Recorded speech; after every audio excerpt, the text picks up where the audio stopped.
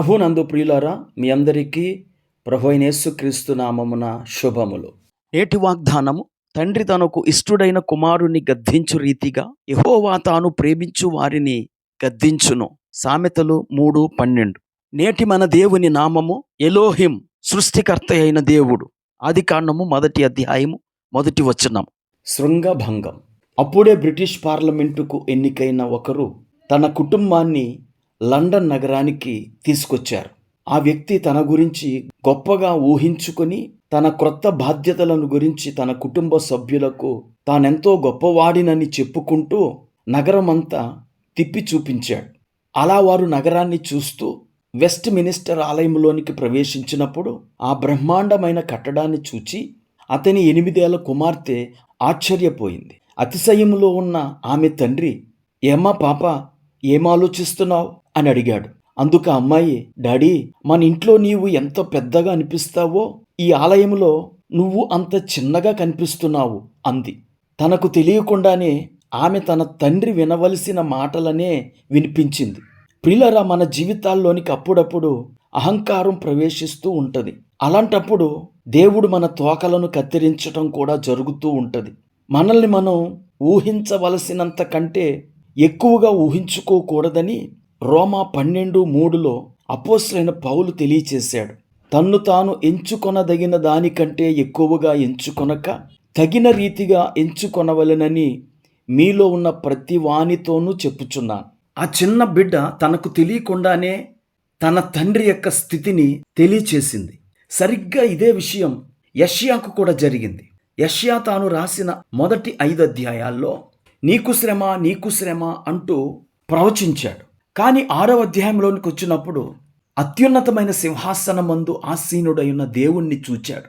అలాగే ఆయన అంగీ అంచులు దేవాలయమును నిండుకొనుట కూడా చూచాడు.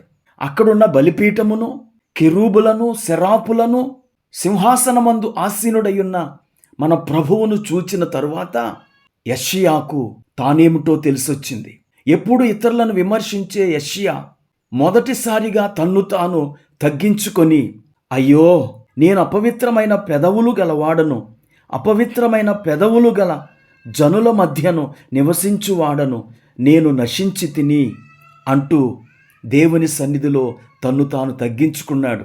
ఆ తగ్గింపు జీవితము ద్వారా ఆ శరాపులలో ఒకడు కారుతో నిప్పు తీసుకొని వచ్చి యెషయా పెదవులకు తగిలించి, ఇది నీ పెదవులకు తగిలెను గనుక నీ పాపమునకు ప్రాయశ్చిత్తమాయెను, నీ దోషము తొలగిపోయెను అని సెలవిచ్చాడు. ప్రియులారా, ఆ సంఘటన తరువాత యెషయా బోధ మారిపోయింది. ఇదిగో కన్యక గర్భవతి అయి కుమారుని కనునంటూ మెస్సియా రాకను గూర్చిన ప్రవచనాన్ని చెప్పాడు. ప్రియులారా, మనల్ని మనం తగ్గించుకొని దేవుని చేత దహించబడినప్పుడే దేవుని సువార్తను చెప్పటానికి అర్హులమవుతాం. మనల్ని మనం హెచ్చించుకున్నంత కాలము మనము సువార్తకు పనికి రాము. మనము చెప్పే సువార్త కూడా ఫలించదు. ఈ మాటలు వింటున్న ప్రియ స్నేహితుడా, సోదరి, దేవుని సన్నిధిలో, దేవుని సమక్షంలో ఆయన ఔన్నత్యాన్ని గుర్తు చేసుకుంటూ మనల్ని మనం తగ్గించుకుందాం. అట్టి కృప దేవుడు మనకు దయచేయునుగాక. ప్రార్థన చేసుకుందాం. కృపా కనికరము కలిగిన మా తండ్రి, నీకు వందనాలు. మేము ఒక చిన్న గుంటలో ఉన్న చేప వలె ఉన్నాం. సముద్రములోనికి వెళ్ళిన తర్వాత గాని ఆ చేపకు విశాలమైన నీటి ప్రవాహం గురించి తెలియదు. అలాగే మేము నీ సన్నిధికి వచ్చే వరకు మా స్థితి యొక్క వాస్తవాలు తెలియవు.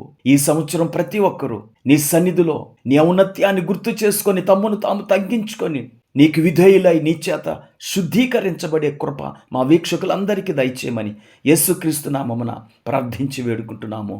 ఆమేన్.